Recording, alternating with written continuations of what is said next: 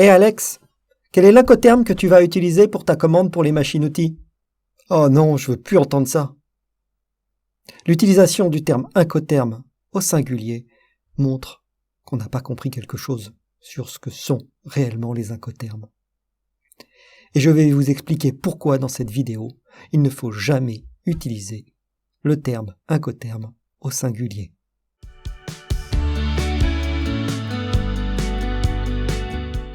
Tout d'abord, un court rappel sur ce que sont les incotermes. Les incotermes sont un acronyme qui veut dire International Commercial Terms. Ils définissent en fait l'ensemble des obligations réciproques de l'acheteur et du vendeur en ce qui concerne la répartition des coûts liés au transport et la répartition des risques. Ils définissent également exactement le point de ce transfert de risque.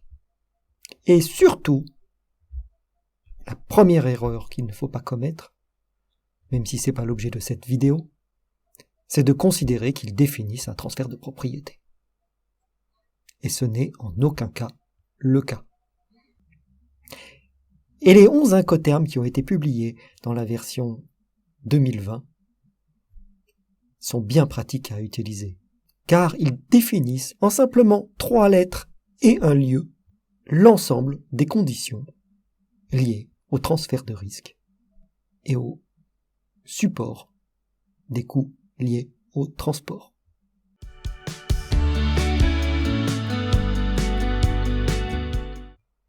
Revenons à nos 2 raisons qui expliquent pourquoi il ne faut jamais utiliser le terme incoterme au singulier.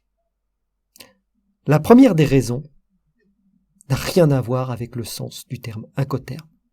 C'est tout simplement dû au fait que le terme incoterme, et donc incoterme au pluriel, est une marque déposée par la Chambre de commerce internationale.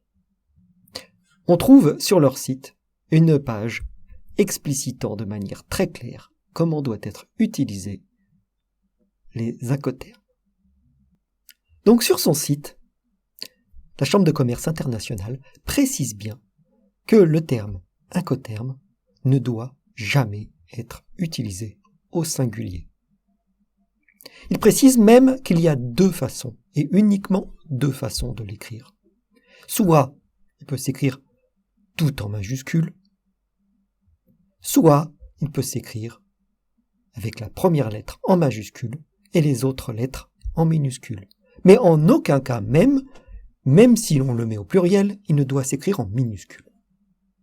Au-delà de cette explication catégorique, expliquant que du fait que c'est une marque, il ne peut pas s'écrire au singulier, il n'apporte aucun sens à l'explication.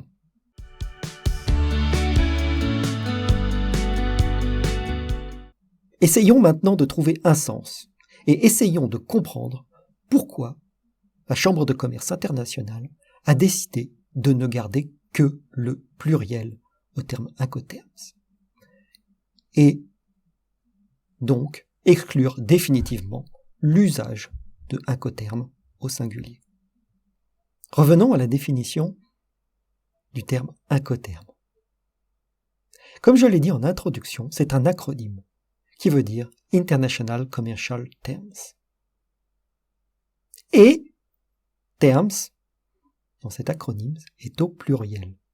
Ça veut dire que quand on définit des incotermes, on définit un ensemble de conditions. Et c'est bien parce qu'il y a cet ensemble de conditions que terms est au pluriel.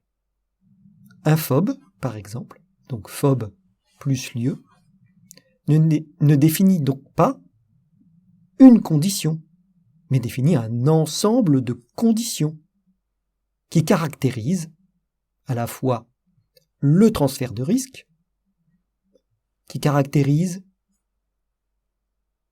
la prise en charge des coûts liés au transport et la prise en charge des tâches administratives liées aux douanes.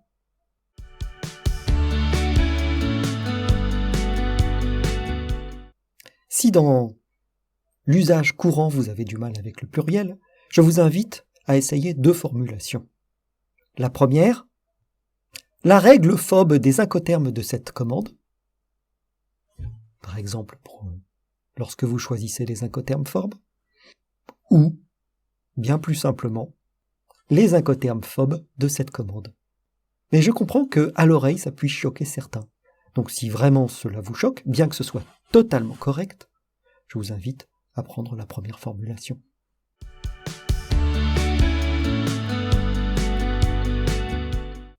Mais comme l'usage du pluriel semble contre-intuitif, on trouve énormément d'erreurs. Et ces erreurs, on les trouve sur des sites bien officiels. On les trouve sur le site des douanes, Wikipédia, bien qu'ils ont partiellement corrigé leur erreur. On le trouve également sur des sites de chambres de commerce. Et pire, on le trouve même dans des formations liées à la logistique.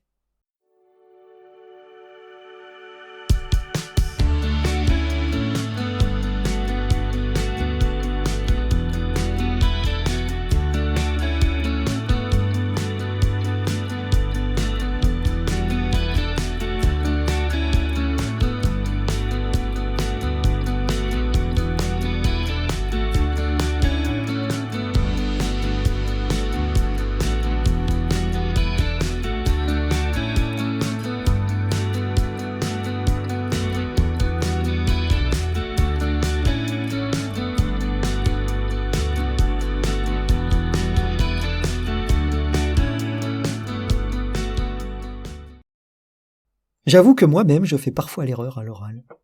J'essaye de me reprendre, bien souvent. Et si j'avais pas suivi une conférence, il y a bien longtemps, lors de l'édition des Incoterms 2010, par une de ses rédactrices, je pense que je n'aurais jamais fait attention à ce détail, et je ne serais pas là pour vous faire cette vidéo.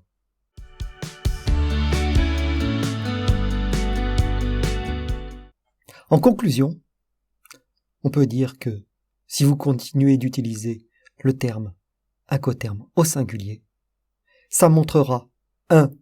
Que vous ne respectez pas la marque, et 2. Que vous n'en avez pas complètement compris le sens. Vous paraîtrez tout de suite moins professionnel par rapport à ceux qui se forcent ou qui l'utilisent naturellement au pluriel. Et concernant les incoterms, il n'y a qu'une seule source fiable, la Chambre de commerce internationale, au travers de son site internet ou des publications qu'elle fait. N'oubliez surtout pas de vous abonner à cette chaîne, le pouce bleu et la cloche de notification. À bientôt sur d'autres vidéos. Merci.